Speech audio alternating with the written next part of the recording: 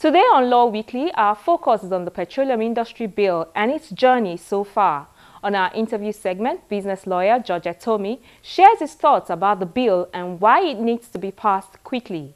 Hello and welcome to this episode of Law Weekly on Channels Television. I am Shola Shoyeli. We begin with a background report on the much talked about Petroleum Industry Bill. Some lawmakers will help us put in perspective the journey of the bill and the forces contending against its passage.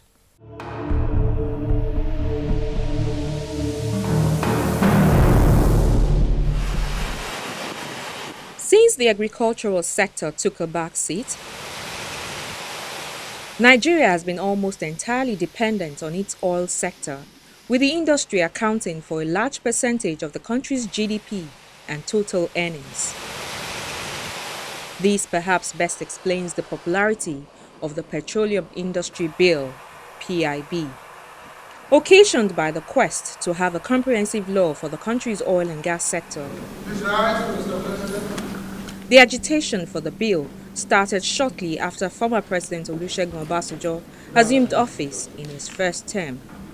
To quell the agitation, Chief Obasanjo set up a committee headed by Alhaji Rilwan Lukman, a veteran petroleum engineer and former Secretary General of the Organization of Petroleum Exporting Countries, OPEC.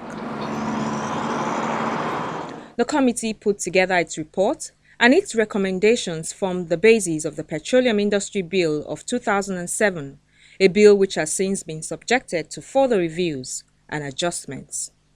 The PIB as conceived is a bill fashioned to become the master reference law to govern the Nigerian petroleum industry, from the upstream division, which includes exploration, development and production activities, to the midstream division of gas processing, and the downstream, which involves the servicing, refining, distribution, transportation, marketing and retailing of petroleum and petroleum products.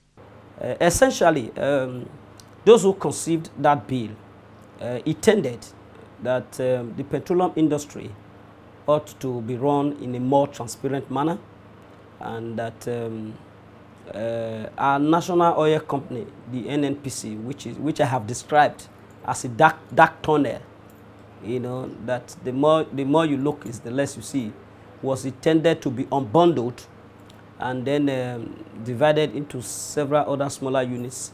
Some will be regulatory of the sector, some will be direct trading companies, as in real business concerns that will trade on petroleum products, you know, on behalf of the country and run like a business. And then to remove all areas that can lead to leakages and remove all possibilities whereby people have corruptly enriched themselves over the years. Go and study this report. I know that some of the provisions that are in these reports are very, very essential to the development of our economy. It was in 2009 that this very important bill was first introduced to the National Assembly. Despite going through at least 165 amendments, the PIB failed to gain final approval during the 6th session of the Nigerian National Assembly, as some of its contents became very contentious, dividing the oil and gas industry into diverse interests and factions. After the 7th Assembly kicked off, the administration of President Goodluck Jonathan in 2012 presented before it the current PIB. I think the Petroleum Industry Bill of 2012 did not have duplications. It was the one that preceded it in the last 6th National Assembly that we had different versions. So the Petroleum Industry Bill 2012 is one version, which was passed in the twilight of the last assembly. There was an introduction of a private member bill before the executive bill, and as soon as the bill came in line with our House rule, which borders on bills on the same subject matter, the two bills were actually married. Based on that, the first reading of the bill was taken, the second reading also came up, and the House in its own wisdom set up an ad hoc committee to look into the nitty-gritty of the bill. It was a very, very technical bill. I want to admit that. And based on that, a lot of consultants were, taken in respect of, looking at the whole challenges. The bill, because of also sectional and regional interests, had a lot of challenges, based also on the technicalities. You remember vividly the issue of the host community. The host community was a major challenge to the bill itself, because the definition of a host community became a very big problem. And after the exercise, there was a major section that borders also on the frontier funds. And like I said, because of some level of sectional interest also, the frontier fund became a very, very big controversial issue. I remember the committee once traveled even out of the country, just to handle the same bill, and coupled with all the challenges and the technicalities, I think they were able to put conclusion to it after almost a year. And considering the bill became also another major issue, because